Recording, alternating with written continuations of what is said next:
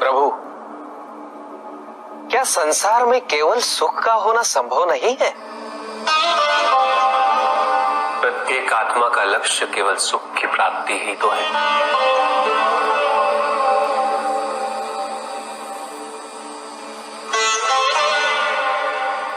परमानंद की प्राप्ति, किंतु हम सुख नहीं, सुख को प्रदान करने वाली वस्तुओं को एकत्रित करना ही जीवन का उद्देश्य मान लेते हैं।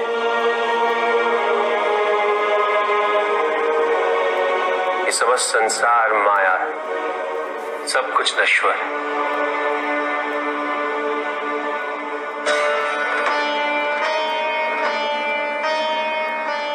जिन वस्तुओं को हम सुख का स्रोत समझकर एकत्रित कर रहे हैं, वो सदैव नहीं रहेंगे। जो व्यक्ति सत्य को जानते हुए भी लोभ का परित्याग नहीं करते, वो सदैव इन्हें खोने के भय में जीते।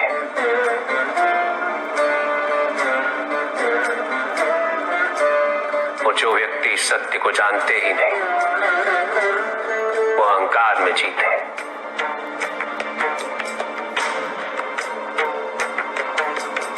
और जहां अहंकार और भय उपस्थित हो,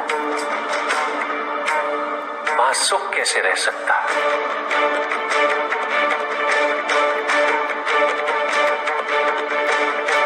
किसी को ये दुख है कि उसके पास कुछ भी नहीं, और जिसके पास सब कुछ है, उसे ये दुख है कि पाने को कुछ शेष नहीं। सुख को हम स्वयं अपने दृष्टिकोण से परिभाषित कर देते हैं, जबकि वास्तविकता इससे भिन्न है।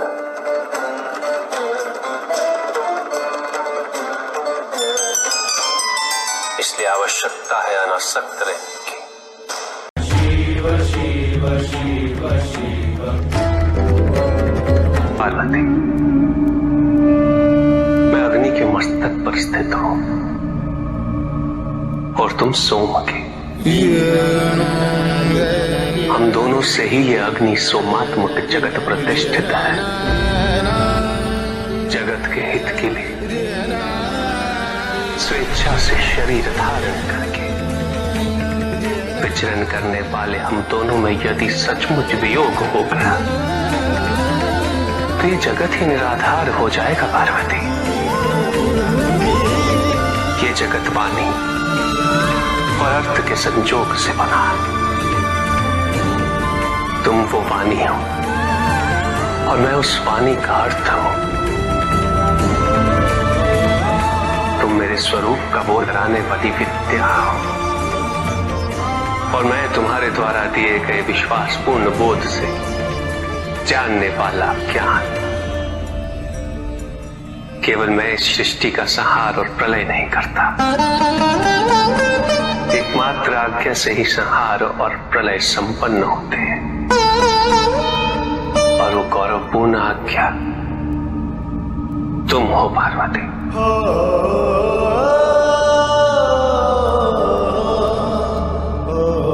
तो हम दोनों में खो देने की संभावना ही कहां है? और यदि खोया भी है तो हमने एक दूसरे को किसी और रूप में पाया है, किंतु उस रूप के मूल में तो केवल मैं हूं और तुम हो। स्वामी, सर्वोपरि प्रेम शिव शंकर, सर्वोत्तम प्रिय पार्वती, सर्वश्रेष्ठ पति परमेश्वर शिव, सदा सुहागन पार्वती। स्वामी, हमें बारंबार ये अनुभूति हुई है कि इस संबंध को बनाने में हमसे अधिक योगदान आपका रहा है। कभी क्षमा के रूप में, कभी धैर्य के रूप में, कभी प्रेम के रूप में, कभी साथ के रूप में।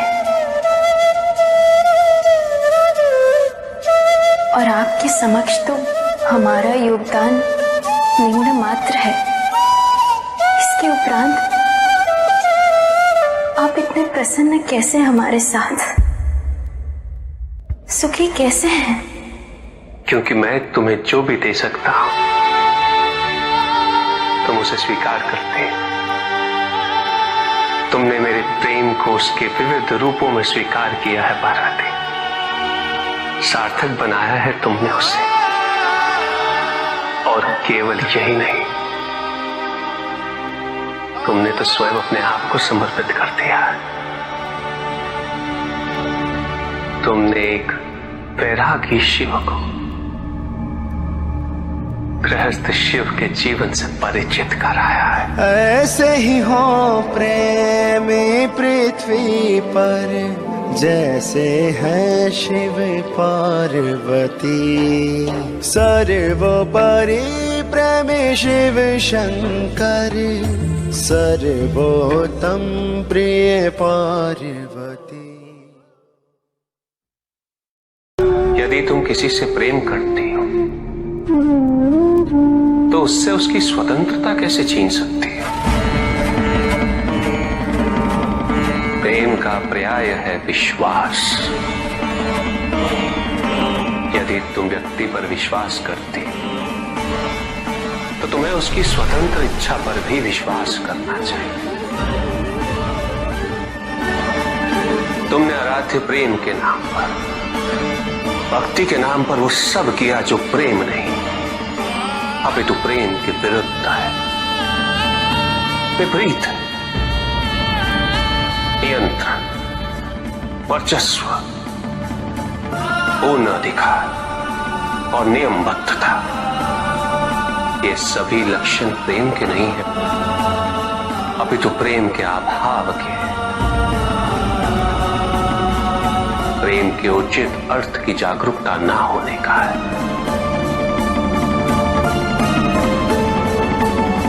क्योंकि जहां प्रेम होता है वहां कुछ आवश्यक ही नहीं होता।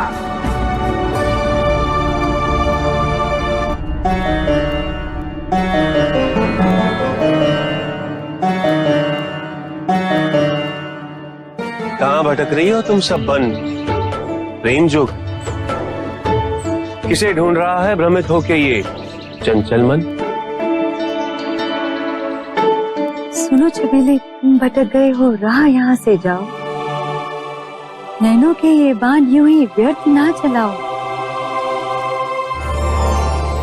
गिरता है जब प्रेम के ऊपर कहीं कोई भी आवरण, आता हूं मैं उसे हटाने, सिखाने प्रेम का व्याकरण।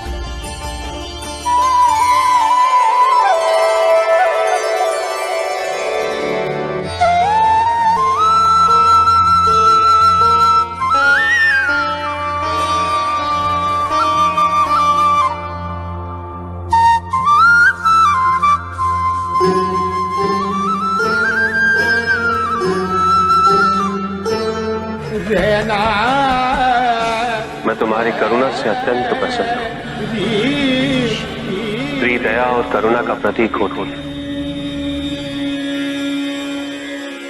अतः आज मैं सारे स्त्री वर्ग को आशीर्वाद देता हूं कि मैं पुरुषों की अपेक्षा तुम्हारी पूजा से सहजता से प्रसन्न हो जाऊंगा।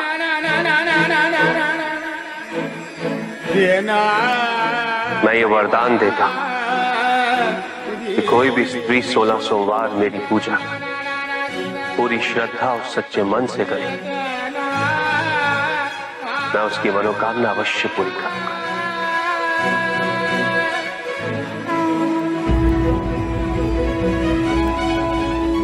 और पुरुषों को ये पूजा अपने तप और कठिन परिश्रम से पूरी करनी है। पति का यह सर्वोच्च धर्म है कि वो अपनी पत्नी को समकक्ष समझे और उन्हें सम्मान्य आदर और प्रेम प्रदान करे। वचन के बिना संबंध में स्पष्टता नहीं आती। संबंध की मर्यादा हम दोनों को भली भांति ज्ञात होनी चाहिए। इसलिए वचन आवश्यक है, नियम आवश्यक है, तो कहिए। हम प्रत्येक कार्य में साथ होंगे। परिस्थिति चाहे जो भी हो, हम में एकता होगी। हम एक दूसरे का सम्मान करेंगे। आप मेरे कुटुंब की रक्षा करेंगे। आप अपना दायित्व कभी नहीं भूलेंगे। आप मुझसे कुछ भी गोपनीय नहीं रखेंगे। आप मेरी हर बात पर विश्वास करेंगे। कभी संदेह नहीं करेंगे। सदैव मुझसे सत्य कहेंगे। आप केवल मेरे बनकर रहेंगे, मेरे साथ।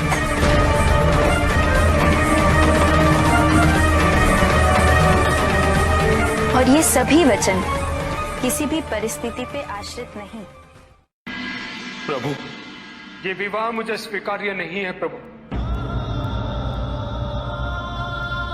मैं मेरे जीवन का प्रत्येक क्षण आपकी सेवा में समर्पित करना चाहता हूं।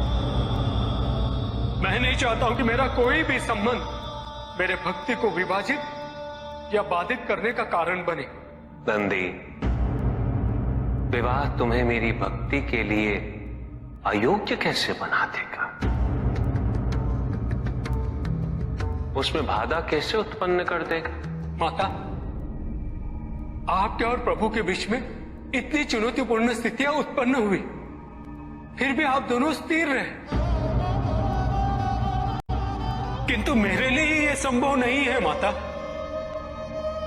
क्योंकि मैं अपने दायित्व के मार्ग में कोई भी विकर्षण सहन ही नहीं कर सकता। नंदी, मेरे एक प्रश्न का उत्तर दोगे?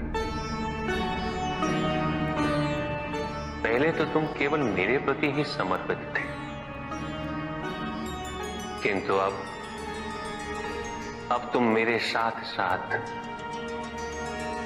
पार्वती की भी आराधना करते हो।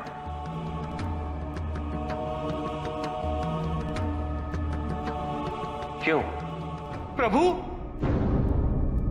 माता आपके अर्धांगिनी है, आपकी पूरक, जिस प्रकार आप उनके पूरक हैं। आप माता के कारण आनंदित रहते हैं। उनकी उपस्थिति आपको प्रसन्नता देती है। अन्यथा आपको इतना हर्षित उनसे पहले मैंने कभी नहीं देखा है। फिर कुमार कार्तिकेय का जन्म, अशोक सुंदरी का जन्म, और फिर हमारे गणेश का जन्म। प्रभु, इस प्रकार मैंने कैलाश को पूर्ण होते हुए देखा है, और ये सब माता के कारण ही हुआ है।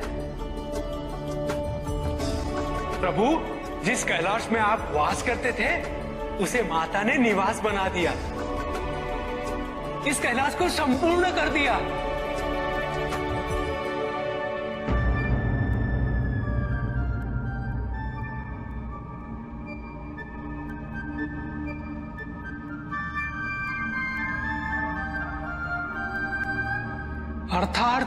अर्थात व्यक्ति की पूर्णता हेतु विवाह आवश्यक है नंदी।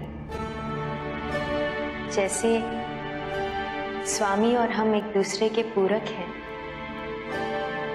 उसी प्रकार तुम्हारी अर्धांगिनी और तुम एक दूसरे के पूरक बनोगे। विवाहित जीवन की अनुभूति, परिवार का सुख, उसके सुख और उसकी सुरक्षा के लिए संघर्ष, ये सभी अनुभूतियां व्यक्ति के विकास के लिए अनिवार्य है नंदी। किंतु प्रभु, मेरी स्वतंत्रता। स्वतंत्र तो वो नहीं है नंदी जो विवाह के विचार से भयभीत होते हैं या संकोच करते हैं, क्योंकि स्वतंत्रता तो वो है जो किसी भी विचार से प्रभावित ना हो, किसी भी सुख, किसी भी दुख से प्रभावित ना हो। और जो व्यक्ति इतना तटस्थ हो, जागरूक हो, उसकी स्वतंत्रता को तो विवाह से भी प्रभावित नहीं होना चाहिए। और फिर क्या गणेश, कार्तिकेय और अशोक सुंदर, ये सभी विवाह उपरांत परिवर्तित हो गए। क्या उनका विवाहित होना उनकी भक्ति और उनके समर्पण में बाधा बन गया नंदी? उनकी स्वतंत्रता में बाधा बन गया? क्या अपने माता पिता के प्रति उनका प्रेम और उनका सेवा भाव घट गया नंदी? फिर मेरे एक और पुत्र को ये चिंता क्यों?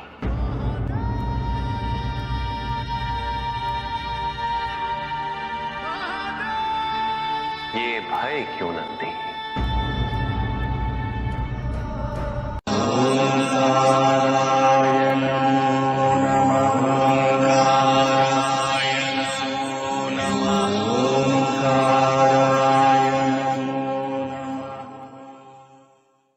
साधना नकारात्मक अवश्य हो सकती है पिपला, किंतु उपलब्धि तो विधायक होती है। साधना में अंधकार को खोना और प्रकाश को पाना है पिपला, असत्य को खोना और सत्य को पाना है। नकारात्मक शब्द तो इस बात के सूचक है पिपला,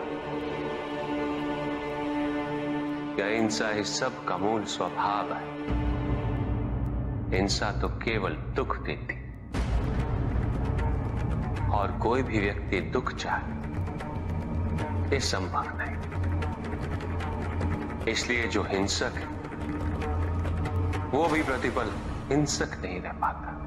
सभी के उद्धार के लिए मैं आपसे निवेदन करता हूं, भक्ति का उचित मार्ग बताए हमें, ताकि मेरी भांति दूसरा कोई भूल ना करे। भक्ति मुक्ति का आधार है पुष्पधर, और मुक्ति तो केवल समर्पण से ही संभव होगी। और समर्पण के लिए पुष्प नहीं, स्वर्ण नहीं, आभूषण भी नहीं, रत्न नहीं, धन नहीं, विधि विधान नहीं, केवल अपने मन को अर्पित करना अनिवार्य है। जानना चाहते हो पुष्पधर कि वो कौन से पुष्प हैं जो मुझे अत्यंत प्रिय हैं? इंद्रियों का नियंत्रण, दया, शांति, तप, क्षमा, ध्यान और सत्य। और जब कोई मेरे इन पुष्पों से आराधना करे, मैं अवश्य प्रसन्न होता हूं। भक्ति में भव्यता आवश्यक नहीं है पुष्पधर, अभी तो सरलता आवश्यक है। भक्त के लिए ये समझना अत्यंत कठिन हो जाता है, प्राय भक्ति कब मोह में परिवर्तित हो जाती है।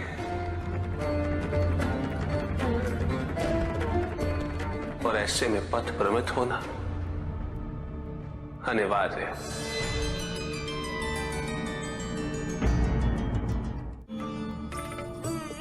इस संसार में, समाज में व्यक्ति का पद जितना ऊंचा हो, उसके कर्मों के परिणाम उसके पद के अनुपात में ही संसार को प्रभावित करते हैं।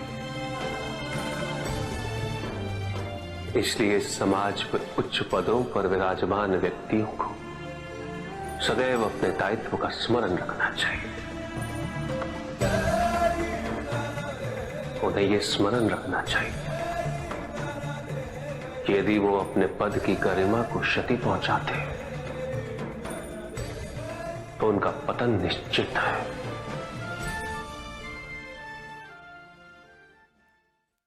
एक संबंध की सफलता वो है जब शब्दों की आवश्यकता ही समाप्त हो जाए, केवल आभास रहे, विश्वास रहे, जागरूकता रहे, संतोष रहे। बिना कहे ही दोनों एक दूसरे की बात समझ लें। अवश्य स्वामी, और दाम्पत्य जीवन के सफल होने का ये एक बहुत महत्वपूर्ण प्रमाण भी है। फिर भी मुझे आभास हो रहा है पार्वती कि मैंने तुमसे कभी ये नहीं कहा कि मैं कितना धन्य हुआ हूं तुम्हें पाकर। मैंने कभी तुम्हारे प्रति आभार व्यक्त नहीं किया स्पष्ट शब्दों में। ये आप क्या कह रहे हैं स्वामी? वही जिसका आभास मुझे प्रतिदिन रहा है, किंतु मेरे शब्दों में यह भाव कभी भी स्पष्ट रूप से प्रतिबिंबित नहीं हो सके। मैंने कभी तुमसे धन्यवाद नहीं कहा, जबकि मुझे निरंतर इस बात का बोध होता रहा कि मेरी ये यात्रा तो तुम्हारे बिना संभव ही नहीं होती। एक वैरागी जिसे तुमने गृहस्थ जीवन के सुख से परिचित कराया, अपने सानिध्य से परिपूर्ण किया,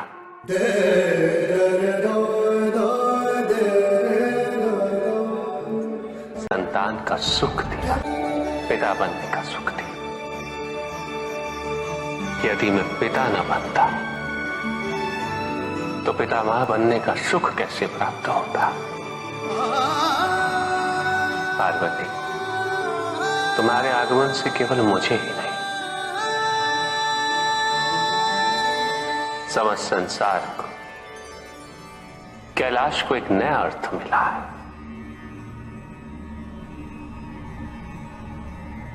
स्वामी, कृतज्ञता व्यक्त करके आप हमें ऋणी बनाना चाहते हैं?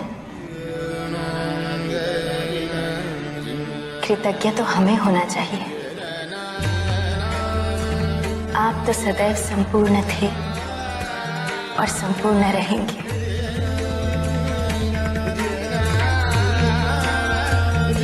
इसके पश्चात आपने हमें हर रूप में स्वीकार किया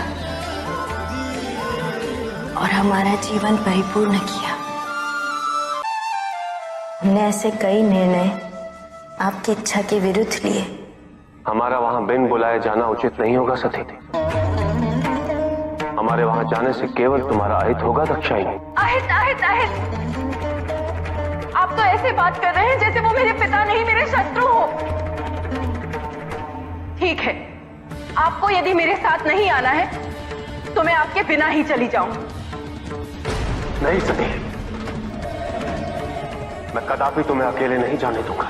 आपको मेरी सौगंध, आप मुझे रोकेंगे नहीं। यदि वहां जाने से मेरा अहित होगा तो आप मेरा अहित होने के बाद आइएगा। आपको मेरी सौगंध है महादेव। सती, आप रुष्ट भी हुए, किंतु कभी भी आपने स्वयं को हमसे न पृथक किया और न होने दिया। तुमसे पृथक होकर अपने आप को दंडित करने की मेरी कोई इच्छा नहीं थी पार्वती। नहीं स्वामी, हमें आभास है हमने आपको बहुत दुख दिए हैं,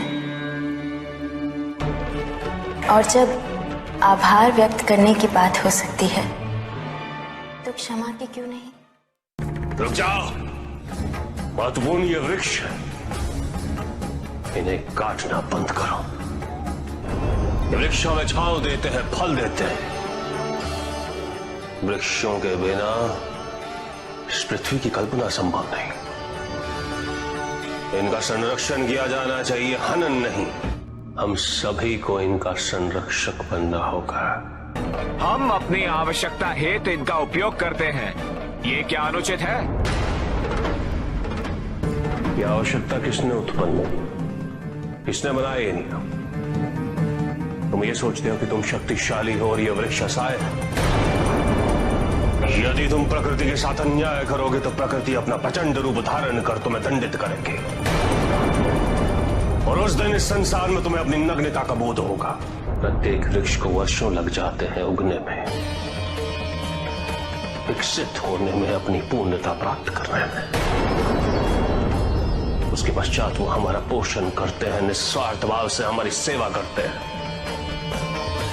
हम स्वयं इनका शोषण कैसे कर सकते हैं? तुम अपने आप को मनुष्य कहते हो। मनुष्य तो विचारवान होते हैं, संवेदनशील होते हैं, जो अपने स्वार्थ हेतु वनस्पति और जीव जंतुओं का शोषण करे। वो कैसा मनुष्य?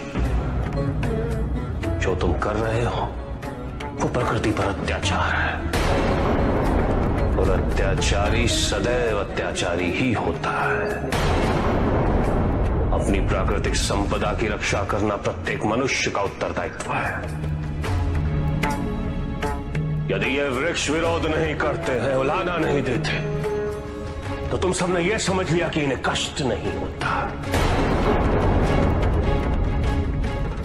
यदि इन वृक्षों को काटने पर रक्त नहीं निकलता, तो तुम सबने ये समझ लिया कि इन्हें पीड़ा नहीं होती।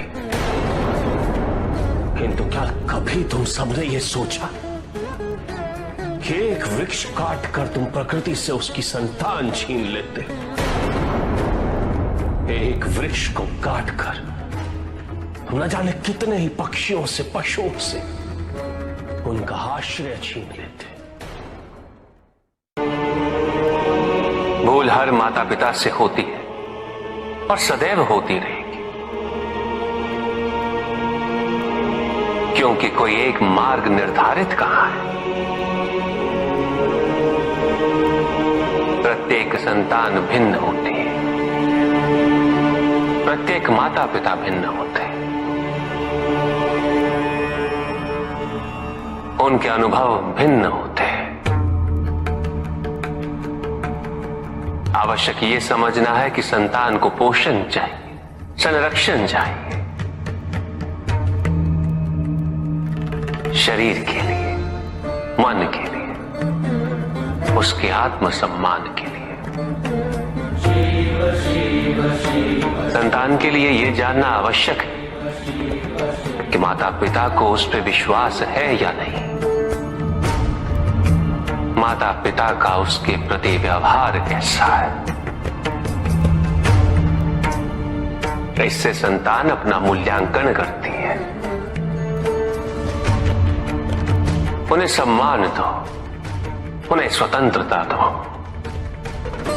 उन पे विश्वास करो। अच्छे आहार, अच्छे विचार, अच्छे संस्कारों से उनका पोषण करो। फलने दो उन्हें, विकसित होने दो, और उनके मंगल की कामना करो। संतान की जिज्ञासा को धैर्य के साथ, सही तर्क और उत्तर के साथ संबोधित करना अति आवश्यक है।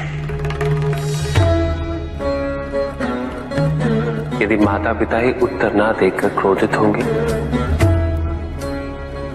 तो संतान की जिज्ञासा संभवतः उन्हें ऐसी दिशा में ले जा सकती है जो उचित ना हो। जन्म देना ही माता पिता का एकमात्र कर्तव्य नहीं होता, उन्हें अपनी संतान के व्यक्तित्व का सुधार भी करना होता है। सदैव माता पिता पर आश्रित रहने से संतान की उन्नति संभव नहीं होती। उसे अपना मार्ग, अपना उद्देश्य स्वयं ढूंढना होता है। और माता पिता द्वारा अपनी संतान को अपना लक्ष्य प्राप्त करने से रोकना, यह अनुचित है। दंड वही जो अपराधी की आपराधिक प्रवृत्ति को परिवर्तित कर उसे न्याय और धर्म का पालन करने वाला व्यक्ति बना दे। भाग्य तो स्वयं कर्मों से ही निर्धारित होता है।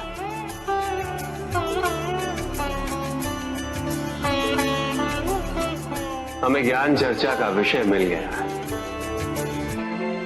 तो प्रश्न ये है कि हमारा भाग्य हमारे कर्म निर्धारित करता है या हमारे कर्म हमारा भाग्य बनाते हैं? जब भी हम अपने अतीत की ओर देखते हैं तो मन में यही प्रश्न उत्पन्न होता है कि हम जिन परिस्थितियों में हैं, क्या उसका मूल कारण हमारे कर्म है या हमारा भाग्य?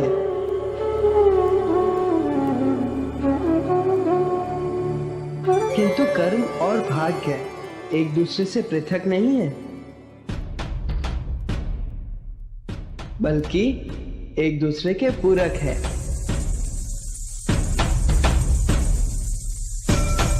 कर्म से भाग्य निर्धारित होता है और जो भाग्य हम अपने कर्म से अर्जित करते हैं वही भविष्य के कर्मों का आधार बनता है। इस समय ये पंख इस सभागृह के वायु पे आश्रित है। आप सभी के श्वास इसकी दिशा परिवर्तित कर सकती है। इसकी अपनी इच्छा कुछ भी नहीं, ना ही इसमें अपनी दिशा स्वयं निर्धारित करने की क्षमता है।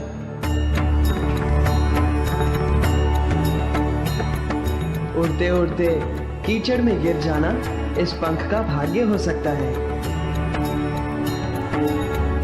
किंतु हमारे द्वारा कर्म ना करने के कारण किसी कठिन परिस्थिति से गिर जाना, इसका दोष हम केवल भाग्य को नहीं दे सकते।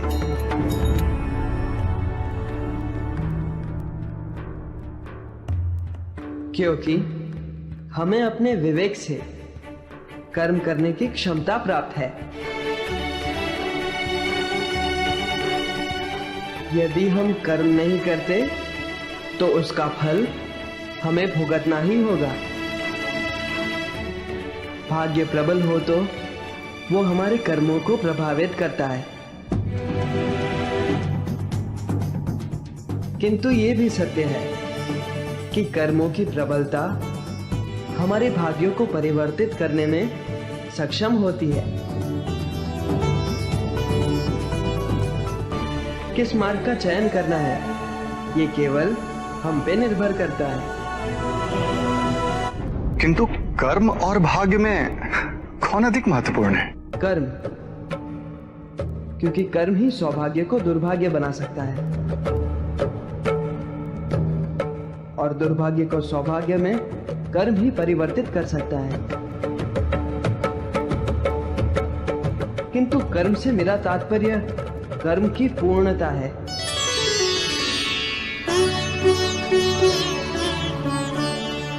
जिस प्रकार केवल जन्म देने से माता पिता का कर्म पूरा नहीं होता, अपनी संतान का पोषण करना, उसे इस योग्य बनाना कि वो संसार में आत्मनिर्भर हो सके, ये भी तो माता पिता का ही कर्म है।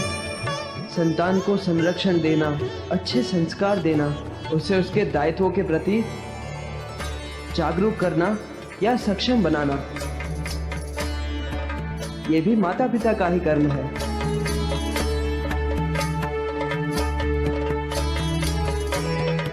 कर्म को मात्र एक औपचारिकता नहीं बल्कि धर्म समझ के उसका निर्वाह करना, यही अच्छे भाग्य का, अच्छे भविष्य का बीजारोपण करता है। श्री गणेश की जय! श्री गणेश की जय!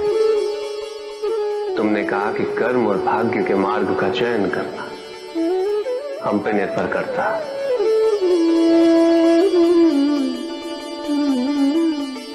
किंतु यदि कोई चयन करने के मार्ग का चुनाव ही ना करे तो क्या?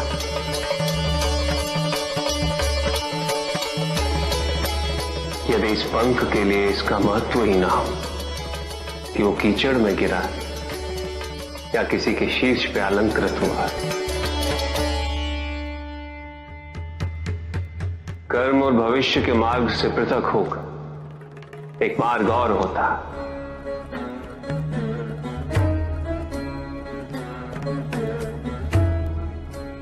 वैराग्य का मार्ग।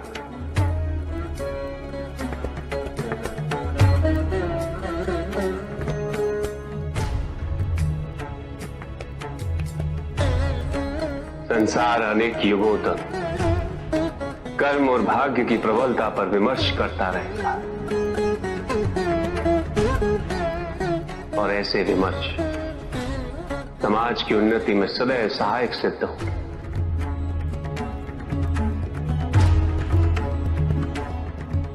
ना सम्मान का मोह, ना ही अपमान का भय।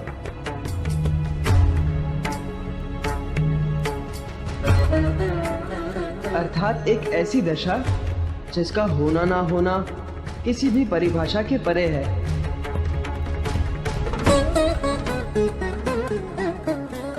महादेव की श्री गणेश की श्री गणेश की।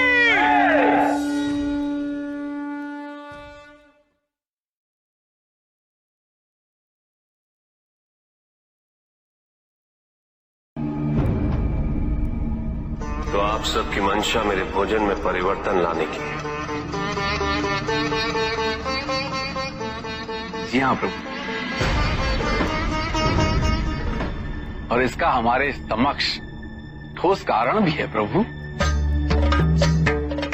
विवाह उपरांत आपका जीवन सभ्य समाज की संगति में व्यतीत होने वाला है, और सभ्य समाज में अपक्व भोजन को हे दृष्टि से देखा जाता है प्रभु। इसीलिए अब आप पकवान ग्रहण करके सामाजिक जीवन का आनंद लीजिए प्रभु। आप देवतागण उस जीवन पद्धति को तिरस्कृत कर जो कि आपके अनुरूप और जो आपके अनुकूल ढल जाए, उसे आप सभ्य की संज्ञा देते हैं, है ना इंद्र? महादेव, इसे कृपया अन्यथा ना ले प्रभु, परंतु देवराज के कथन में कुछ सत्य अवश्य है। पकवान का सामूहिक रूप से ग्रहण करना यह सभ्य समाज का अभिन्न अंग है। अब आप भी इसे अपना ले तो इसमें हानि क्या है प्रभु? ऐसे भोजन से केवल हानि ही हो सकती है देवर्षि नारद। सर्वप्रथम ऐसे भोजन के उत्पादन हेतु जो कि सभ्य समाज का भोजन है और वन्य प्रदेश का विनाश कर उसे खेतों में परिवर्तित करते हैं, जिससे उसके संरक्षित जीव जंतुओं का भी सर्वनाश होता है।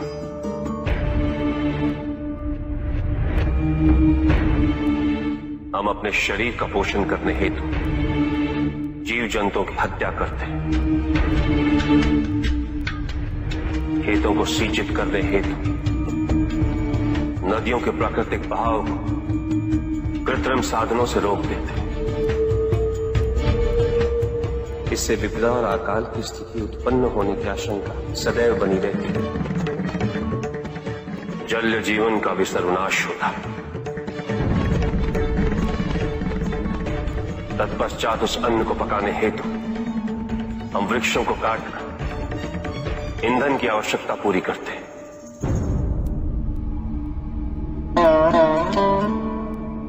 और पकाने की प्रक्रिया में उसके सारे पोषक तत्वों का सर्वनाश कर देते हैं। नहीं देवराज, अपने पोषण हेतु मैं अन्य जीव जंतुओं की हत्या कदापि नहीं कर सकता।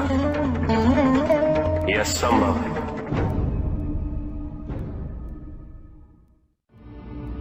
वो व्यापारी जिसके पास इस संसार में जीवन निर्वाह हेतु सब कुछ था,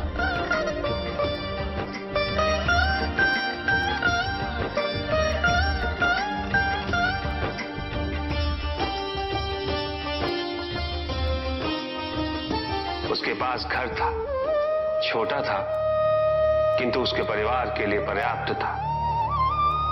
उसके छोटे से परिवार की आवश्यकताओं को पूरा करने हेतु भोजन और धन की भी कोई कमी नहीं थी, किंतु व्यापारी सदैव और धन संपत्ति संचय करने की चिंता में डूबा रहता था। सब कुछ होते हुए भी वो सुखी नहीं था, क्योंकि वो यही सोचता रहता था कि उसके पास क्या क्या नहीं। एक दिन किसी ने उसे बताया कि नारायण के वरदान से सब कुछ मिल सकता है। धन के लोभ में वो नारायण की तपस्या करने निकल पड़ा। ओम वैष्णवे नमः। और इस प्रकार वो कई वर्षों तक नारायण की तपस्या करता था। ओम वैष्णवे नमः। ओम नमः। ओम वैष्णवे नमः। ओम वैष्णवे नमः। वत्स,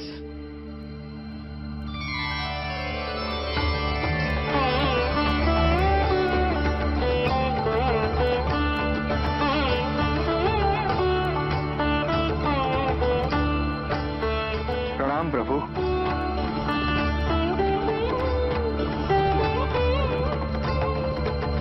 मैं तुम्हारी तपस्या से प्रसन्न हूं। मांगो, क्या वरदान मांगना चाहते हो? प्रभु, प्रभु मुझे समस्त संसार की भूमि चाहिए। संसार में जितना भी धन है सब मेरा हो जाए। क्या मैं तुमसे पूछ सकता हूं, तुम्हें इतना सब कुछ क्यों चाहिए? मैं सुखी रहना चाहता हूं प्रभु, और धन संपत्ति ही सुख का माध्यम है। किंतु संसार की परिभाषा हर किसी के लिए भिन्न होती है वत्स। कुएं में बैठे मेंढक के लिए वो उसका संसार होता है। तुम बताओ वत्स, तुम्हारे लिए संसार की क्या परिभाषा है? सब कुछ प्रभु। जो कुछ भी मुझे दिखाई दे रहा है वो सब कुछ संसार ही तो है प्रभु। उचित है, मैं तुम्हें वरदान देता हूं कि जितना भी संसार तुम अपने नेत्रों से स्वयं देख सको वो तुम्हारा होगा, किंतु जो तुम नहीं देखोगे वो तुम्हारा नहीं होगा। अब इस संसार का सबसे धनी व्यक्ति मैं बन जाऊंगा प्रभु, और सबसे सुखी भी।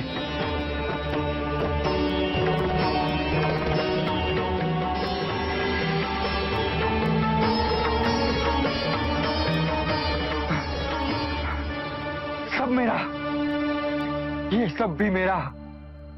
उसने सोचा यदि वो दौड़ के समस्त संसार को देख ले तो वरदान अनुसार सब उसका हो जाए। यहां से वहां, वहां से यहां, वो चारों दिशाओं में भागने लगा।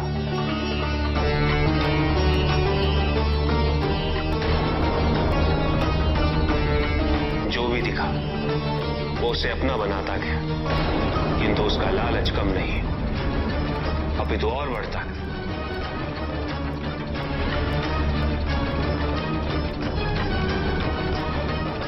निरंतर भागते रहने के कारण शीघ्र उसका शरीर उसका साथ देने में असमर्थ हो गया।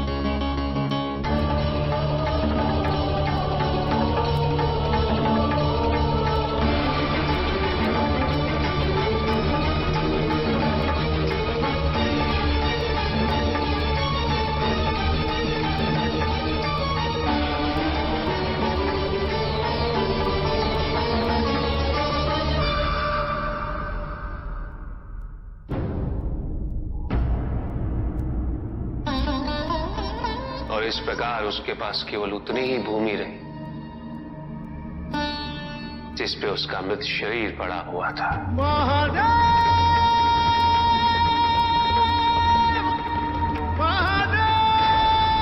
अकेला।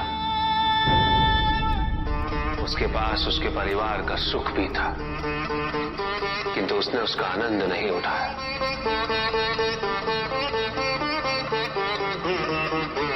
इसलिए सुखी जीवन हेतु धन की प्रचुरता नहीं, अपितु अपनी इच्छा और आवश्यकता में अंतर समझना अनिवार्य है।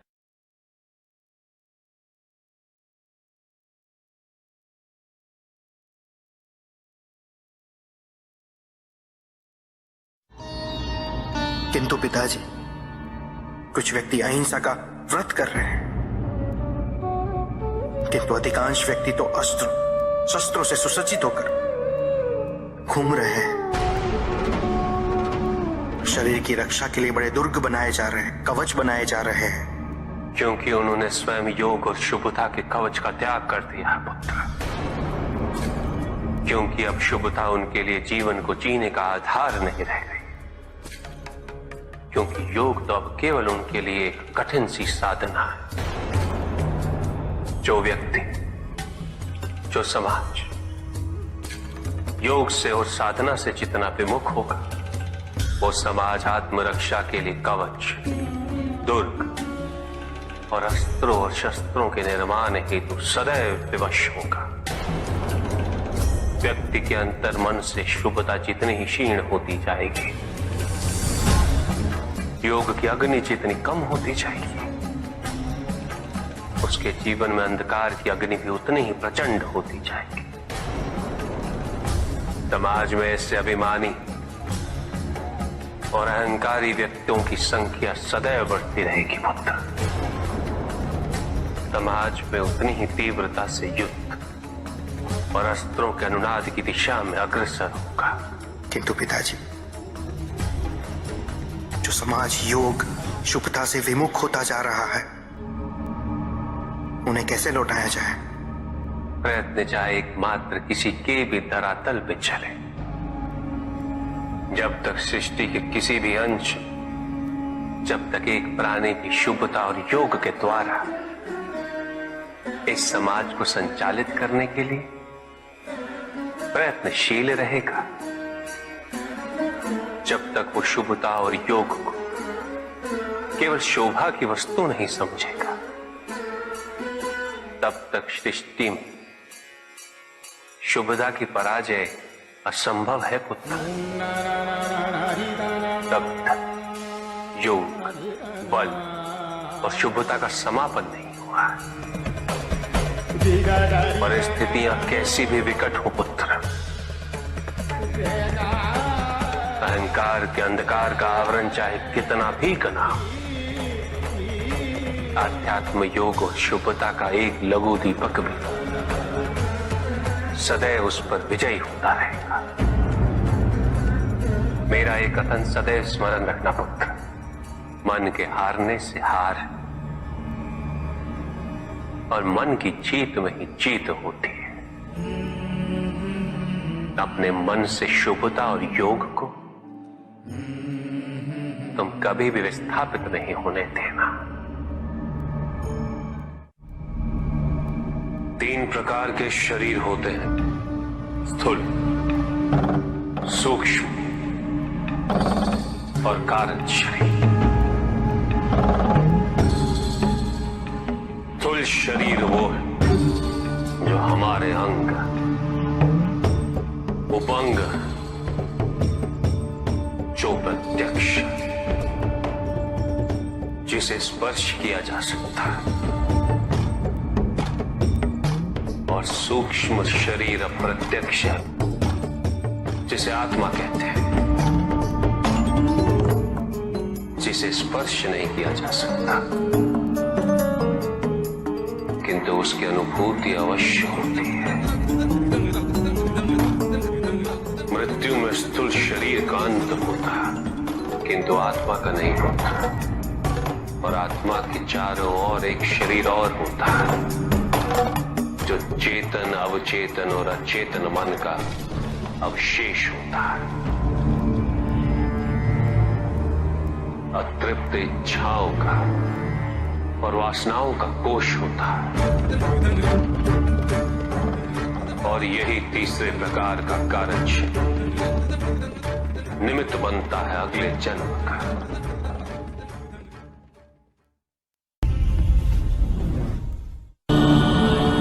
चहचहाने वाली चिड़ियों का गान हमेशा प्रसन्नता का गान नहीं होता।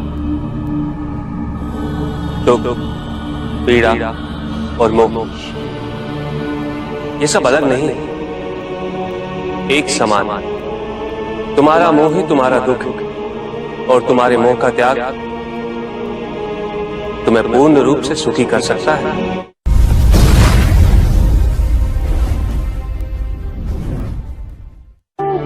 पूजित का साक्षात सामने होना मन को भटकने नहीं देता,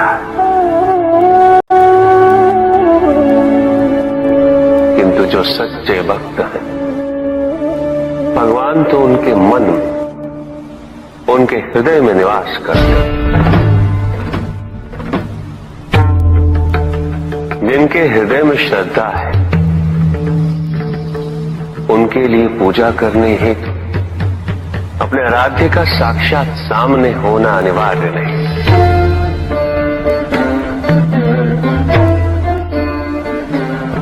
वो तो अपने मन के नेत्रों से प्रतिपल उनके दर्शन पा रहे हैं।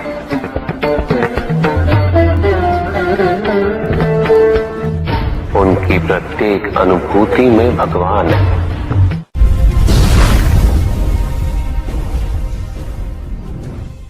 सत्य तो शाश्वत है। सत्य ही संसार में संतुष्टि और सुख का माध्यम है। जो सत्य से विमुख हो वो सदैव दुखी रहता है। जिसने भ्रम का मार्ग अपना वो आजीवन ढूंढता रहता है। किंतु विडंबना यही कि उसे ये ज्ञात ही नहीं कि वो ढूंढ क्या रहा है। सत्य तो यही कि तुम एक दैव्य अंश हो।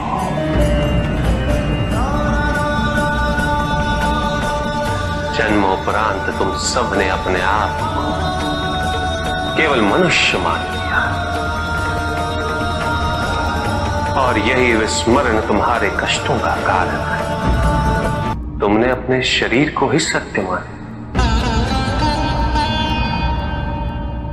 लोभ, भय, शंका, असुरक्षा, छल, इन सब को अपने जीवन का आधार बना लिया।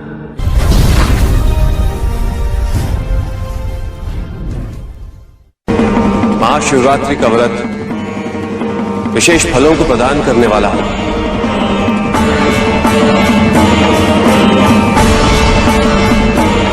इस व्रत को रखने से पुरुषों की सारी मनोकामनाएं पूरी हुई।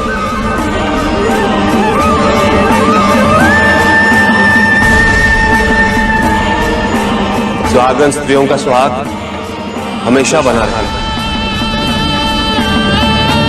और कुंवारी लड़कियों को मनचाहा वर मिलेगा।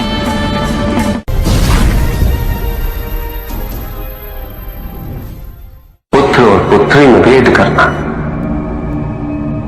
उचित नहीं,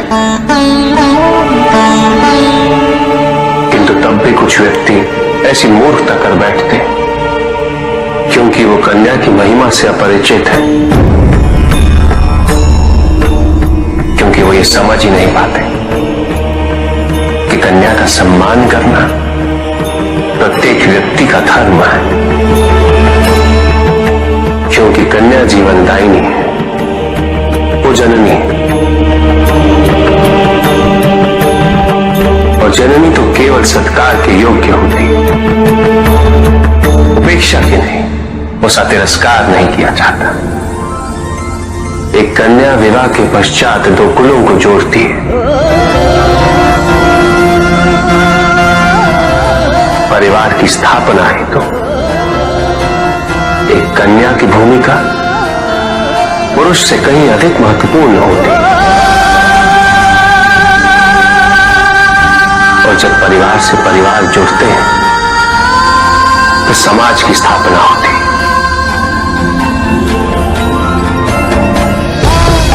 पुत्री को परिवार में, समाज में वही स्थान मिलना चाहिए, वही अधिकार प्राप्त होना चाहिए जो एक पुत्र को प्राप्त होते हैं।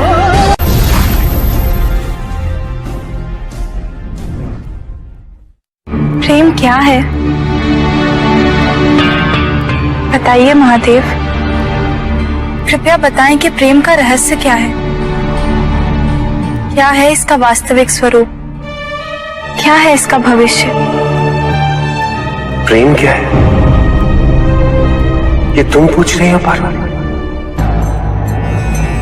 प्रेम का रहस्य क्या है? प्रेम का स्वरूप क्या है? तुमने ही प्रेम के अनेक रूप उजागर किए हैं पार्वती। तुमसे ही प्रेम की विभिन्न अनुभूतियां हुई। तुम्हारे प्रश्न में ही तुम्हारा उत्तर नहीं था। क्या इन विभिन्न अनुभूतियों की अभिव्यक्ति संभव है?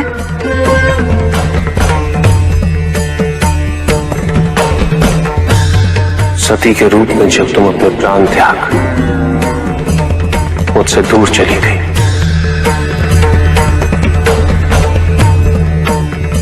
मेरा जीवन, मेरा संसार, मेरा दायित्व सब निरर्थक और निराधार हो गया। मेरे नेत्रों से अश्रुओं की धाराएं बहने लगी। अपने से दूर कर तुमने मुझे मुझसे भी दूर कर दिया पार्वती।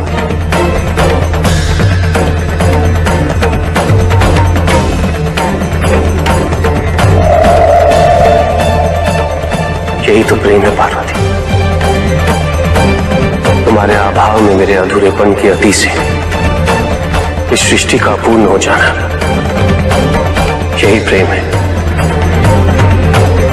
तुम्हारे और मेरे पुनः मिलन करवाने हेतु इस समस्त ब्रह्मांड का हर संभव प्रयास करना, हर संभव षड्यंत्र रचना।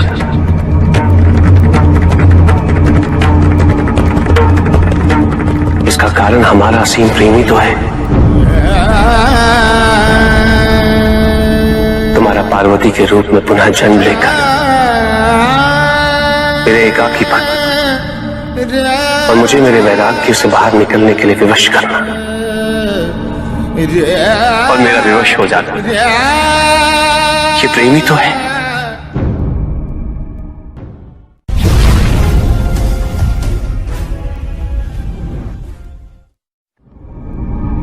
चंद्रमा उसी जल में प्रतिबिंबित होता है जो जल शांत है।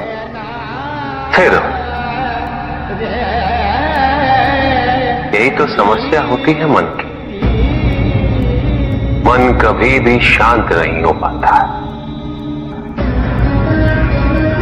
जहां शांति नहीं वहां कुछ भी नहीं रुकता। समुद्र की लहरों की भांति विचारों का उपद्रव मन को निरंतर स्थिर रखता।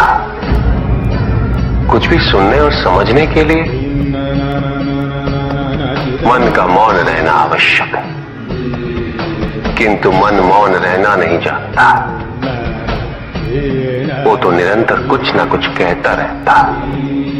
प्रतिपद शब्दों का आक्रमण चलता रहता है मन पर, और यही आक्रमण है जिसके कारण व्यक्ति कभी भी शब्दों के परे नहीं जा पाता। जहां जीवन की सत्यता का बोध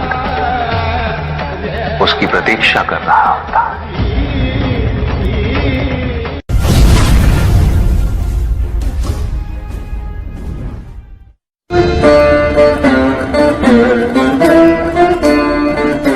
मैं वो हूं जो नहीं है,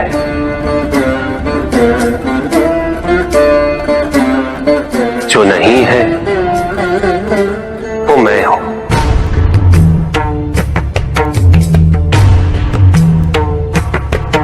चिरकाल तक सभी को यह स्मरण रहे,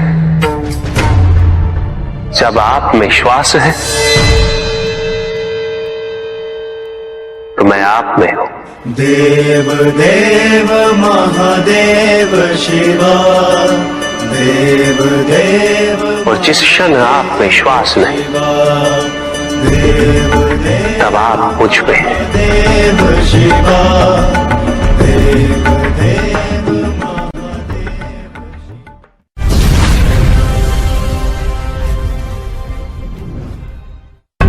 सत्य को जानने के लिए वन में जाना अनिवार्य नहीं है। अपने निजी, पारिवारिक और सामाजिक दायित्वों का परित्याग भी आवश्यक नहीं है। सत्य तो सदैव हमारे साथ है, हमारे सामने है, किंतु हम स्वयं धीरे धीरे उस पे अपने क्रोध, अपने अहम, भय, विचार और महत्वाकांक्षाओं जैसे कई आवरण चढ़ा देते हैं। सत्य हमसे नहीं, हम स्वयं सत्य से दूर हो जाते हैं।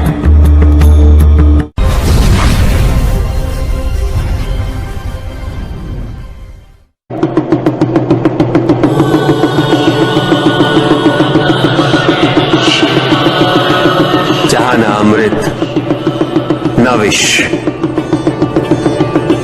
न सुख, न दुख, न स्वर्ग, न नरक, वही परम आनंद है। उसी परम आनंद तक की यात्रा है तुम्हारी। ये यात्रा आनंद के सानिध्य की है। ये यात्रा सानिध्य के आनंद की है। और इस यात्रा में मैं प्रतिपल तुम्हारे साथ हूं। मुझे ढूंढो मत, केवल पहचानो तुम ही मैं हूं, मैं ही तुम। हर आरंभ का मैं ही अंत हूं और हर अंत सदैव मेरा ही आरंभ होगा। देव देव महादेव शिवा, देव देव महादेव शिवा। तुम्हारे साथ छल तुम्हारी अपनी इच्छाओं ने किया है, तुम्हारे हट ने किया है। तुम्हारी अपनी सोच ने किया है। ये रहस्य नहीं कि प्रत्येक आत्मा मुक्ति की इच्छुक होती है। जो मरता है वो है पंचभूतों से निर्मित शरीर।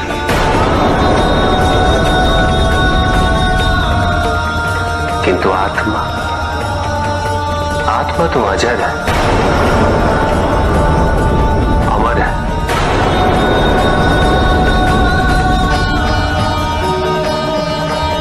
जिसकी यात्रा मोक्ष पर संपूर्ण होती।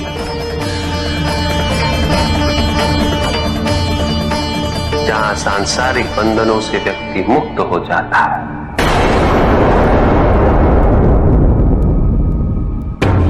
सारी इच्छाएं लुप्त हो जाती। किंतु तुमने तो कभी सत्य की खोज ही नहीं की। तुम तो सदैव उन तत्वों को ढूंढते रहे जो तुम्हारे अहंकार के पोषण हेतु आवश्यक थे।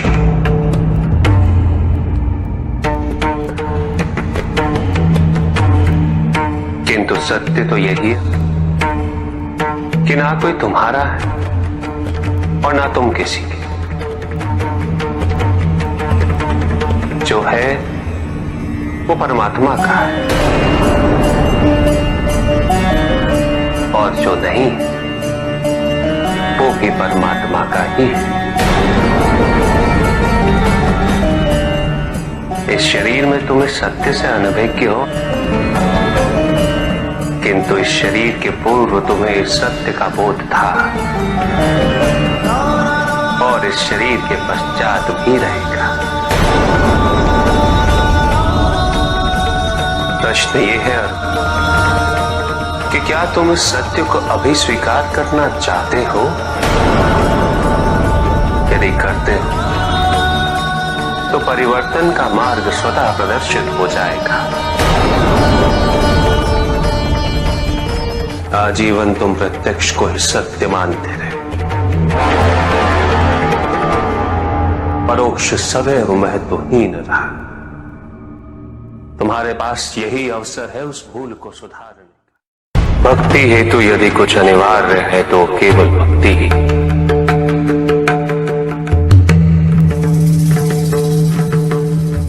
किंतु प्रश्न ये है कि क्या आपकी भक्ति संपूर्ण है? विश्वास और भ्रम के बीच की रेखा अत्यंत महीन होती है।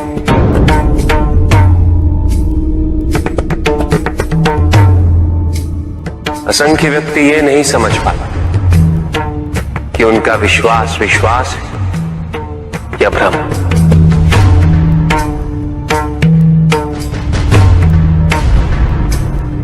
मुझ तक पहुंचने के लिए किसी और की आराधना अनिवार्य नहीं। मेरे सच्चे भक्त तो मुझे किसी भी रूप में पूज सकते, किसी भी रूप में प्राप्त कर सकते। ओम नमः शिवाय। पुरुष और प्रकृति एक है, वो कभी पृथक नहीं हो सकते। शक्ति शिव के बिना अधूरी है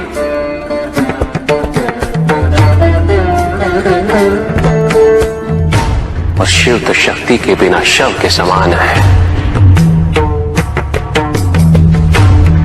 शिव शक्ति पुरुष प्रकृति का संतुलन सदैव अनर्थकारी सिद्ध होगा। शरीर में यदि स्त्री तत्वों की ऊर्जा नहीं तो शरीर निर्जीव है।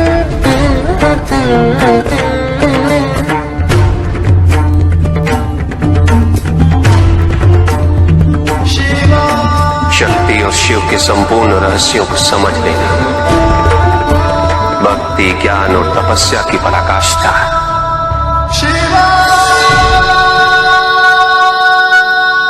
जब ज्ञान के लिए शब्द पर्याप्त बना, उदाहरण प्रस्तुत करना अनिवार्य हो जाता है,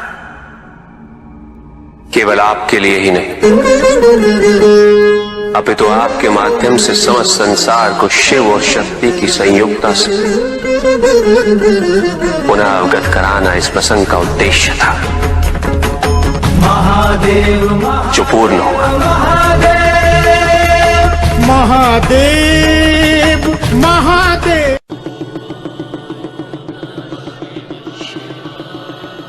जहां न अमृत न विष, न सुख न दुख, न स्वर्ग न नरक, वही परम आनंद है। उसी परम आनंद तक की यात्रा है तुम्हारी। ये यात्रा आनंद के सानिध्य की है, ये यात्रा सानिध्य के आनंद की है। और इस यात्रा में मैं प्रतिपल तुम्हारे साथ हूं। मुझे ढूंढो मत, केवल पहचानो, तुम ही मैं हूं, मैं ही तुम। हर आरंभ का मैं ही अंत हूं और हर अंत सदैव मेरा ही आरंभ होगा।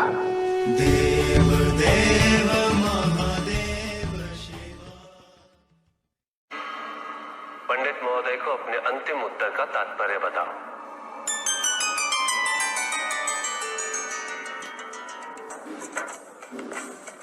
तात्पर्य ये है पंडित जी, इस जगत में 1 गुण, 2 गुण, 3 गुण, 5 गुण, ये सारे आरोपण मानव का मस्तिष्क करता है। अन्यथा जगत तो ब्रह्म माया है और ये सारे गुण भी माया मात्र है। सब कुछ निर्गुण है मेरे महादेव की भांति।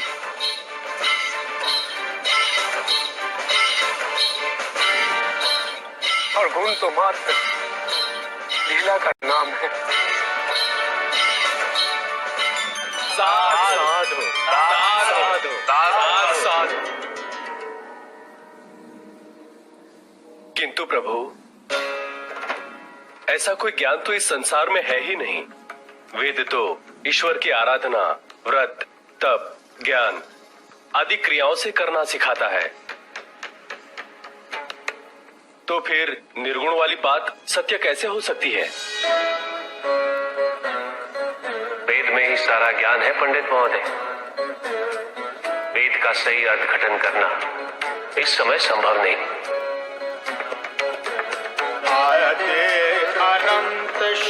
प्रजापिता ने वेद के मंत्र दिए ताकि मनुष्य मात्र अपने गुणों के माध्यम से निर्गुण तक पहुंच सके।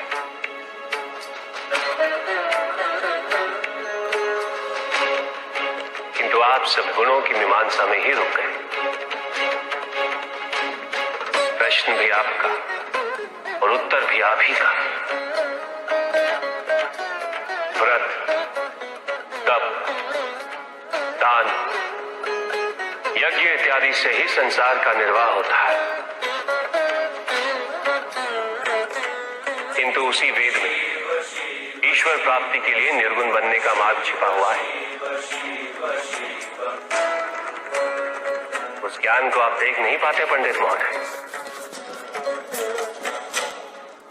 इसीलिए अपने आप को देवताओं से अधिक ज्ञानी समझते।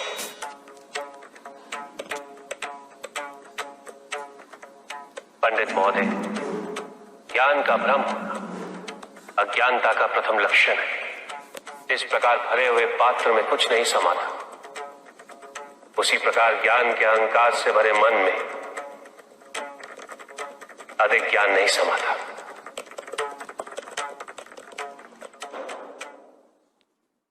सकता हूं? अवश्य ऋषि कश्यप। जहां प्रश्न नहीं वहां जिज्ञासा नहीं, और जहां जिज्ञासा नहीं होती वहां ज्ञान की वृद्धि नहीं हो सकती। निसंकोच होकर पूछिए। प्रभु, आप तो कालोपरी हैं, सर्वज्ञ हैं, त्रिकालदर्शी हैं। चारों ओर ये जो अज्ञान का अंधकार फैल रहा है, उसमें ज्ञान का मूल अर्थ कहीं ना कहीं खोता जा रहा। मेरा आपसे विनम्र निवेदन है प्रभु, किसी अन्य विषय पर चर्चा आरंभ करने से पूर्व हमारे और इस समस्त संसार के कल्याण और मार्गदर्शन हेतु आप ज्ञान की मूल परिभाषा से एक बार हमें पुनः अवगत करवाएं। ज्ञान और अज्ञान की परिभाषा को स्पष्ट रूप से समझने के लिए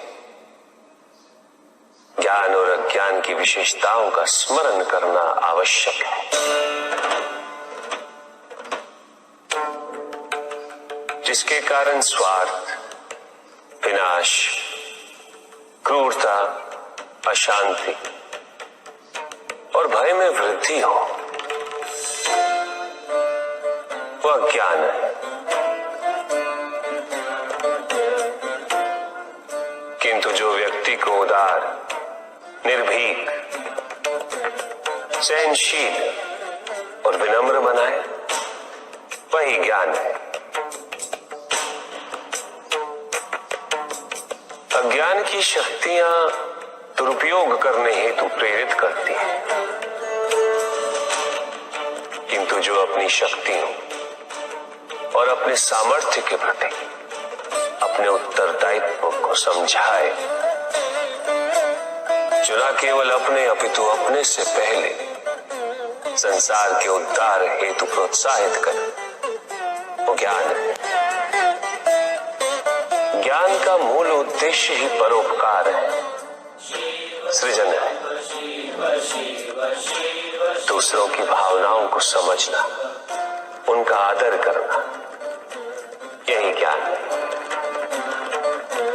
क्योंकि ज्ञान हमें न केवल अपने अपितु दूसरों के दुख और सुख के प्रति भी संवेदनशील बनाता है। किंतु जो दूसरों की भावनाओं का अनादर करे, उसे ज्ञान की श्रेणी में कैसे रखा जा सकता है? अज्ञान के कारण व्यक्ति सांसारिकता में बंधता जाता है, वो माया में उलझता जाता है। अज्ञान परम सत्य से दूर ले जाने का माध्यम है, किंतु ज्ञान व्यक्ति को परम सत्य की ओर ले जाता है। ज्ञान मुक्तिदायक है, मोक्ष का मार्ग है, और इस मुक्तिदायक ज्ञान का सर्वोच्च रूप है आत्मज्ञान, और यही ज्ञान की पूर्णता भी है। ज्ञान और अज्ञान का ये अंतर संसार में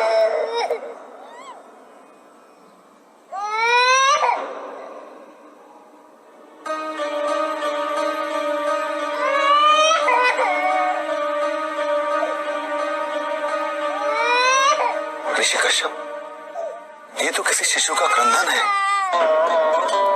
विदर्भ देश के राजा और मेरे भक्त सत्यार्थ का पुत्र चालू देश के राजा ने सत्यार्थ की हत्या कर दी। सत्यार्थ की पत्नी ने अपने शिशु के साथ अपनी रक्षा करने हेतु वन में शरण ली, किंतु अब तो वो भी मृत्यु को प्राप्त हो चुकी है। भक्ति का उचित मार्ग बताए हमें, ताकि मेरी भांति दूसरा कोई भूल ना करे। भक्ति मुक्ति का आधार है पुष्पदल, और मुक्ति तो केवल समर्पण से ही संभव होगी। और समर्पण के लिए पुष्प नहीं, स्वर्ण नहीं, आभूषण भी नहीं, रत्न नहीं, धन नहीं, विधि विधान नहीं, केवल अपने मन को अर्पित करना अनिवार्य है। जानना चाहते हो पुष्पधन कि वो कौन से पुष्प हैं जो मुझे अत्यंत प्रिय है? इंद्रियों का नियंत्रण, दया, शांति, तप, क्षमा, ध्यान और सत्य। और जब कोई मेरे इन पुष्पों से आराधना करे, मैं अवश्य प्रसन्न होता। भक्ति में भव्यता आवश्यक नहीं है पुष्पदल, अभी तो सरलता आवश्यक है। भक्त के लिए ये समझना अत्यंत कठिन हो जाता है, प्रायः भक्ति कब मोह में परिवर्तित हो जाती है।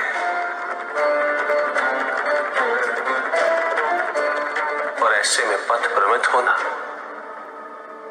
अनिवार्य है।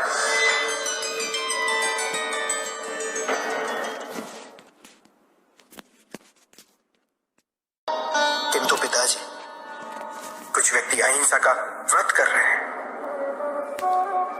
किंतु अधिकांश व्यक्ति तो अस्त्र शस्त्रों से सुसज्जित होकर घूम रहे हैं। शरीर की रक्षा के लिए बड़े दुर्ग बनाए जा रहे हैं, कवच बनाए जा रहे हैं, क्योंकि उन्होंने स्वयं योग और शुभता के कवच का त्याग कर दिया पुत्र। क्योंकि अब शुभता उनके लिए जीवन को जीने का आधार नहीं रह गई, क्योंकि योग तो अब केवल उनके लिए एक कठिन सी साधना है। जो व्यक्ति, जो समाज योग से और साधना से जितना विमुख होगा, वो समाज आत्मरक्षा के लिए कवच, दुर्ग और अस्त्रों और शस्त्रों के निर्माण हेतु सदैव विवश होगा। व्यक्ति के अंतर मन से शुभता जितनी ही क्षीण होती जाएगी, योग की अग्नि जितनी कम होती जाएगी, उसके जीवन में अंधकार की अग्नि भी उतनी ही प्रचंड होती जाएगी। समाज में ऐसे अभिमानी और अहंकारी व्यक्तियों की संख्या सदैव बढ़ती रहेगी पुत्र। समाज में उतनी ही तीव्रता से युद्ध और अस्त्रों के अनुनाद की दिशा में अग्रसर होगा। किंतु पिताजी, जो समाज योग शुभता से विमुख होता जा रहा है, उन्हें कैसे लौटाया जाए? प्रयत्न चाहे एकमात्र किसी के भी धरातल पे चले, जब तक सृष्टि के किसी भी अंश, जब तक एक प्राणी की शुभता और योग के द्वारा इस समाज को संचालित करने के लिए प्रयत्नशील रहेगा, जब तक वो शुभता और योग को केवल शोभा की वस्तु नहीं समझेगा, तब तक सृष्टि में शुभता की पराजय असंभव है पुत्र। तब तक योग, बल और शुभता का समापन नहीं हुआ है। परिस्थितियां कैसी भी विकट हो पुत्र, अहंकार के अंधकार का आवरण चाहे कितना भी घना, आध्यात्म योग और शुभता का एक लघु दीपक भी सदैव उस पर विजयी होता रहेगा। मेरा एक कथन सदैव स्मरण रखना पुत्र, मन के हारने से हार है, और मन की जीत में ही जीत होती है। अपने मन से शुभता और योग को कभी भी विस्थापित नहीं होने देना। स्वामी, असुरों को ऐसा क्यों लगता है कि देवताओं के पतन में ही उनका उत्थान है? क्यों वो दोष अपने आचरण में नहीं देख पाते? स्वामी, असुर समाज इस प्रकार कभी भी स्थिरता प्राप्त नहीं कर सकेगा। हाँ पार्वती, किसी का पतन किसी के उत्थान का आधार नहीं बन सकता। उत्थान तो व्यक्तिगत होता, आंतरिक होता। जब किसी समाज में प्रत्येक व्यक्ति इस आंतरिक उत्थान के लिए अग्रसर, तभी समाज में परिवर्तन वास्तविक रूप से संभव है। प्रतिशोध में हिंसा, हिंसा जितनी क्षति किसी दूसरे को पहुंचाती है पार्वती, उससे कहीं अधिक क्षति स्वयं को पहुंचाती है। असुरों ने सदैव केवल यही देखा कि उनके साथ अन्याय हो रहा है। उन्होंने परिस्थितियों और व्यक्तियों को दोष देकर प्रतिशोध लेने का प्रयास किया, किंतु किसी ने कभी ये नहीं सोचा पार्वती कि जिसे वो अन्याय समझ रहे हैं, या वास्तविकता में वो अन्याय है भी या नहीं, और यदि अन्याय है तो उसके कारण क्या। असुरों ने कभी भी अपने अंतर मन में झांक कर नहीं देखा कि क्या कभी उनसे भी कोई भूल हुई थी। आत्मविश्लेषण का कभी कोई प्रयास नहीं किया। उन्होंने सदैव केवल यही समझा कि त्रिदेव ने और देवताओं ने उनके साथ विश्वासघात किया, किंतु उन्होंने अपने द्वारा किए गए विश्वासघात पर कभी विचार नहीं किया। उन्होंने जब भी जो भी वरदान मांगा है उन्हें अवश्य प्राप्त हुआ है, किंतु विडंबना देखो, उन्होंने उन वरदानों का सदैव दुरुपयोग ही किया, व्यक्तिगत कारणों के लिए, महत्वाकांक्षाओं की पूर्ति के लिए। तो केवल अविश्वास से आती है। स्थिरता के लिए विश्वास अनिवार्य। विश्वास और शांति की निरंतरता बनाए रखना कैसे संभव है? इस नकारात्मकता का प्रसार हम कैसे रोकें प्रभु? केवल इस जागरूकता से कि सब कुछ अहम से संबद्ध नहीं। जब भी किसी व्यक्ति के कार्य में अहम भाव प्रबल हो तो अहंकार, व्यक्ति जैसा भी हो, उसे अस्तित्व केवल वैसा ही प्राप्त होता है। व्यक्ति यदि अपने कर्मों के लिए अपने को उत्तरदायी समझे तो वो स्वतंत्र था। जब तक व्यक्ति किसी और को उत्तरदायी समझेगा तब तक वो निर्भर रहेगा। व्यक्ति यदि ये सोचे कि उसके दुख का कारण कोई और है तो सुखी कैसे रह पाएगा? यह असंभव है, क्योंकि दूसरों को परिवर्तित करना उसके वश में नहीं। वो तो केवल अपने आप को परिवर्तित कर सकता है। यही एक स्वतंत्रता है उसके पास। जो पीड़ा है, जो कष्ट है, व्यक्ति के अपने फल है, अपने निर्णय के फल।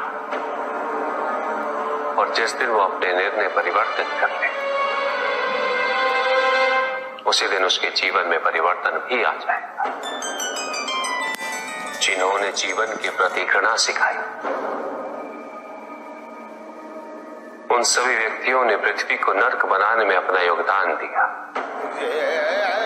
इसलिए अधिकांश व्यक्ति अपने दोष, अपनी त्रुटियां और अपनी व्यर्थता को जीवन पर आरोपित कर मुक्त हो जाते हैं। उन्हें लगता है कि जीवन ऐसा ही होता है और उसके समक्ष वो विवश है। वो ये नहीं समझते कि वो जिन प्रवृत्तियों को लिए वो प्रवृत्तियां दुख को जन्म देने वाली वृत्तियां हैं। वो अपनी अज्ञानता की गहराई से अनभिज्ञ है और वो अपने अहंकार में ये स्वीकार नहीं कर पाते कि वो तो कुछ जानते ही नहीं। अहंकार सर्वज्ञता का भ्रम उत्पन्न करता है। न जानने की स्वीकृति बहुत बड़ी विनम्रता है और वही पवित्रता भी है। हमें संसार में संतुलन को बनाए रखने के लिए पवित्रता के आधिक्य की आवश्यकता है। किंतु प्रभु, इस पवित्रता में कौन से लक्षण अनिवार्य हैं? अनेकों लक्षण हैं, किंतु इन परिस्थितियों में जो सबसे अधिक महत्वपूर्ण है वो है सतित्व। सकारात्मक ऊर्जा का सबसे पावन स्वरूप सतित्व। इस सतित्व पर मात्र विश्वास ही पर्याप्त है व्यक्ति को सुरक्षित रखने के लिए।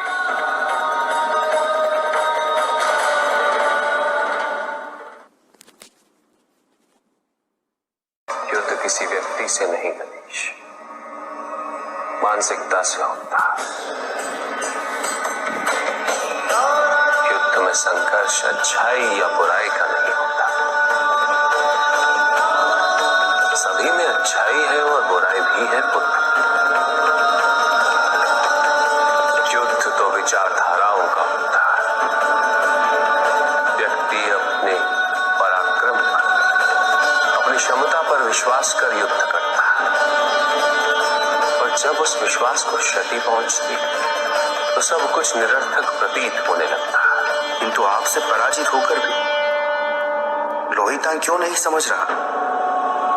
उसे अपनी स्वतंत्र इच्छा का उपयोग कर उचित मार्ग पर चलने का प्रयास करना चाहिए। व्यक्ति अपने को खो दे समझती है, व्यक्ति अपने को समर्पित कर दे, छोड़ दे अहंकार को तो भ्रम की इच्छा ही पूर्ण होती है और अभी भी वही फलित हो रही है। ऐसा नहीं है कि हम उससे भिन्न फलित करा लेंगे, लेकिन व्यक्ति भिन्न फलित कराने में लड़ेंगे, टूटे, नष्ट हो। एक नदी में एक बार बाढ़ आ गई पुत्र। दो छोटे से तृण उसमें बह रहे थे और उसमें से एक नदी में तिरछा पड़ गया और वो बाढ़ को रोकने का प्रयास कर रहा था। वो अत्यंत ऊंचे स्वर में कह रहा था कि नदी को आगे नहीं बढ़ने देगा। यद्यपि नदी तो बस बढ़ती ही जा रही थी। वो फिर ऊंचे स्वर में यही कह रहा था कि मैं इसे अवश्य रोकूंगा, यद्यपि रोक नहीं पा रहा था। नदी को तो उसके संघर्ष का कुछ भी पता नहीं चल रहा था, किंतु नदी को उसके होने या ना होने से क्या होता था? उस कण के लिए तो यह अत्यंत महत्वपूर्ण था। उसका जीवन तो संकट में था। वो तो बस बहे जा रहा था। वो जहां भी पहुंचता, किंतु उससे पहुंचना तो संघर्ष करके ही था।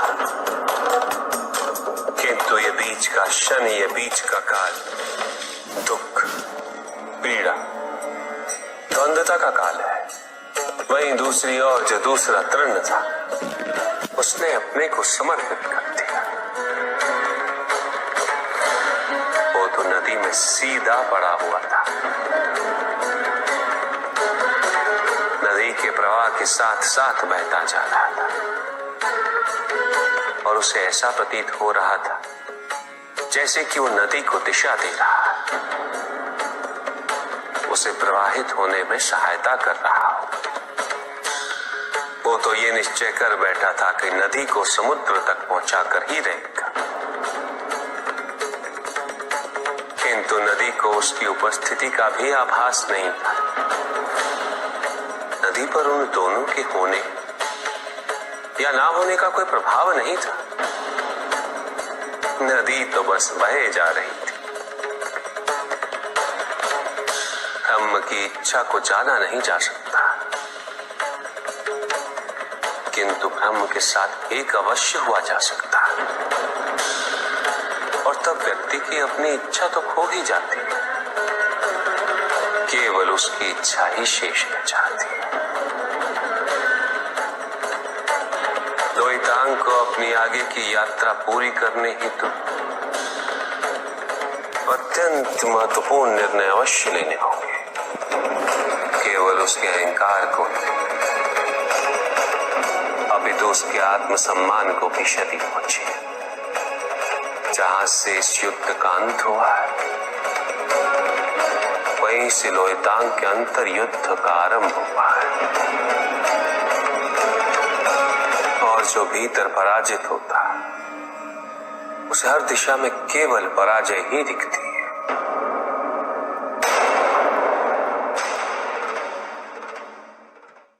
भैया भी आपकी भांति तपस्या करते हैं, और वो कह रहे थे कि जिसके पिता स्वयं योगेश्वर और माता आदि शक्ति पार्वती हो, उसका तपस्वी होना पूर्व नियत ही नहीं अपितु उसका धर्म होता है।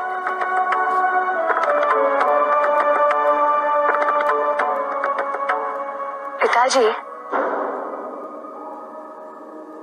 जिस प्रकार भैया का कर्तव्य है, उसी प्रकार क्या हमारा भी कोई कर्तव्य है?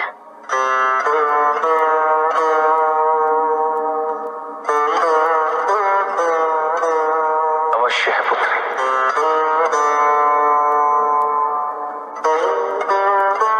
तब द्वारा धर्म और कर्म के नए अध्यायों को उजागर करना।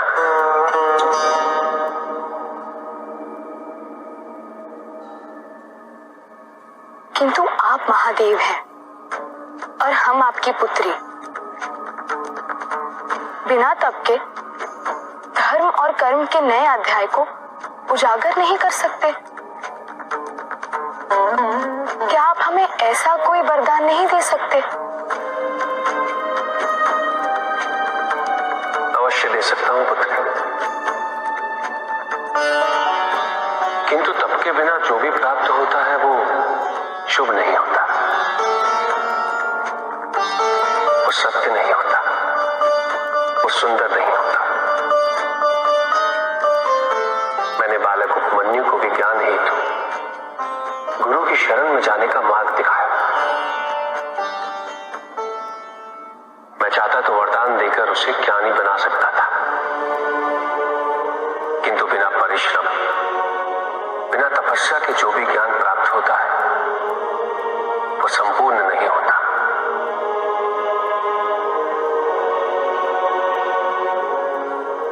तुम्हें सभी सुखों की प्राप्ति होगी,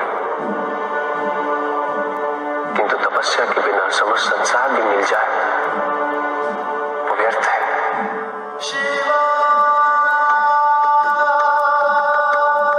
तुम्हारी माता ने भी मुझे प्राप्त करने के लिए घोर तपस्या की थी।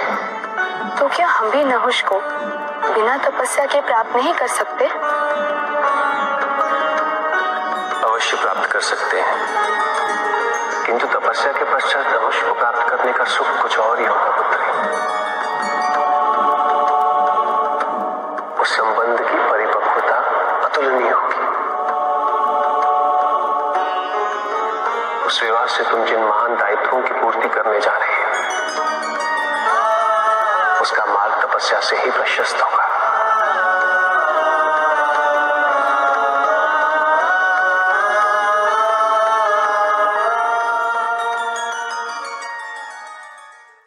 ओम के 3.5 भाग हैं। इन सभी की संधि से ओम का उच्चारण होता है। पहला भाग है अ। बोलिए, मेरे साथ बोलिए और मुझे बताइए कि आपको स्पंदन की अनुभूति कहां हुई।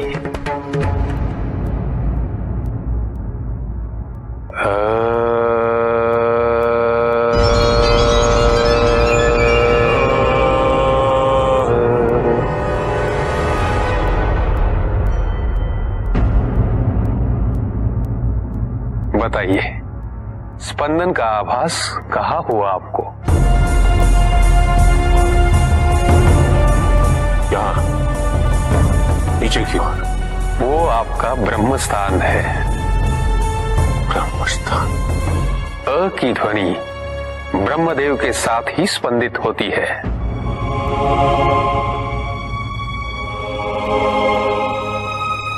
दूसरा भाग है ऊ। कहिए, मेरे साथ कहिए।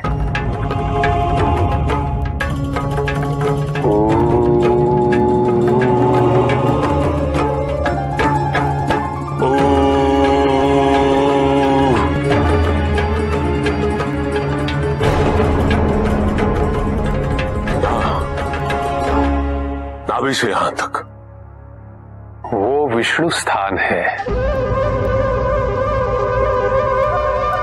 आपके शरीर का केंद्र ऊ की ध्वनि नारायण से स्पंदित होती है।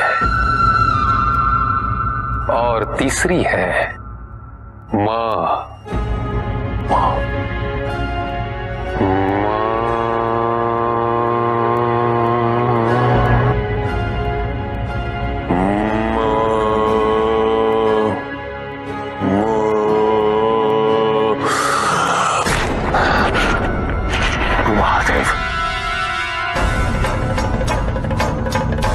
नीलकंठ। हम सभी के कंठों में वास करते हैं वो। केवल हमें उनका आह्वान करना आना चाहिए।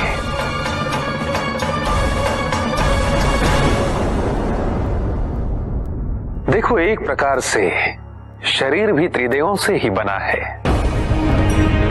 अ से उत्पत्ति होती है, स्वनिर्माण का स्थान है। ऊ भरण पोषण करता है, पूरक है। म निर्मल करता है, शुद्धिकारक है। स्वाधिष्ठान, मणिपूरक, विशुद्धि।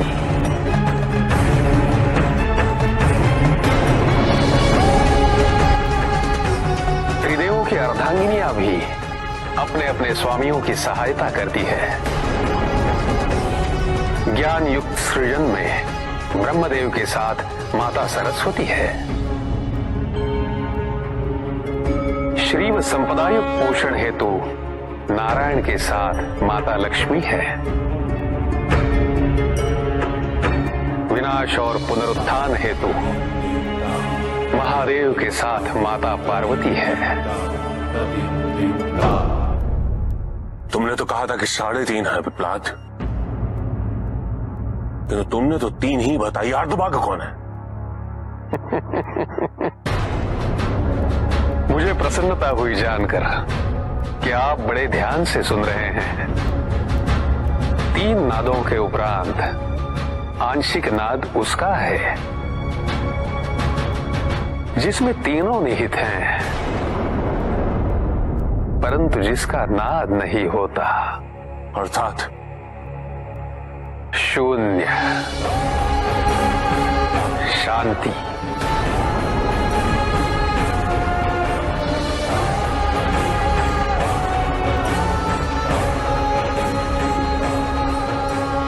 क्या आप ओम का उच्चारण कर उसकी अनुभूति करना चाहेंगे?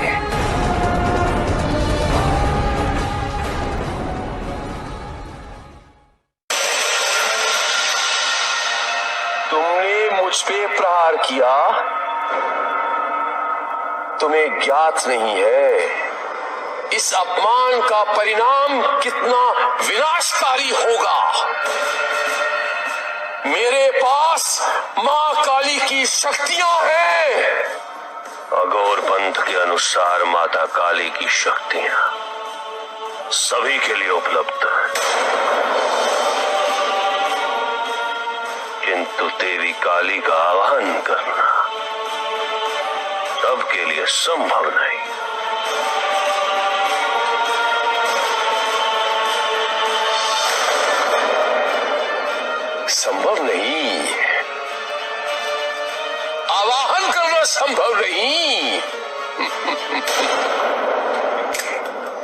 मूर्खम मूर्खम मूर्खम। माता काली हमारे द्वारा रचे गए यंत्र में बंधक है, बंधक।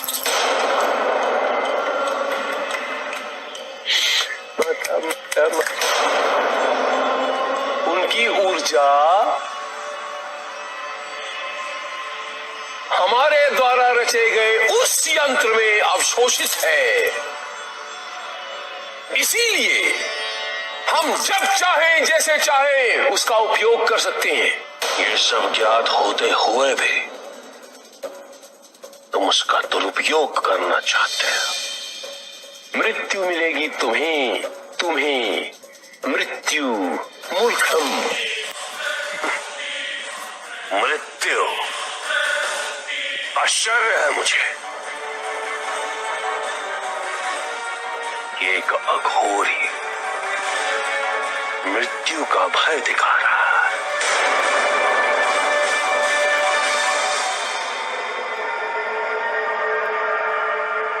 किंतु मुझे प्रसन्नता है कि तुमने अपनी वास्तविकता का प्रमाण दे दिया, सिद्ध कर दिया तुमने। तुम बाहरी व्यवहार और वेशभूषा में भले ही अपने आप को अघोरी दर्शाते, किंतु तुम्हारी विचारधारा उसके विरुद्ध है, विपरीत। अघोरी के लिए क्या जीवन, क्या मृत्यु मनी। अपमान, सम्मान जैसी शब्दावली अघोरियों की विचारधारा का अंश कभी नहीं होती।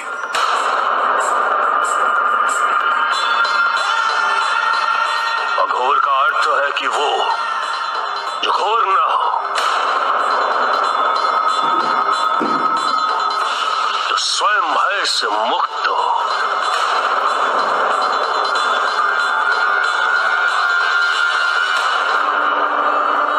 सरल जीवन, सहज विचार जिसके प्रमाण हो, वही है सच्चा अघोरी। तुम कहते हो कि काली को तुम्हारे द्वारा दी गई बलि अति प्रिय है, उसे मनुष्यों का रक्त अति प्रिय है।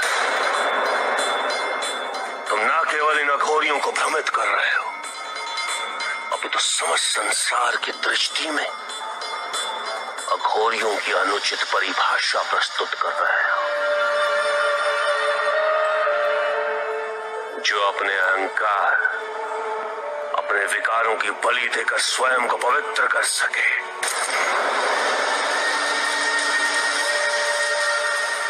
वही है सच्चा अघोरी।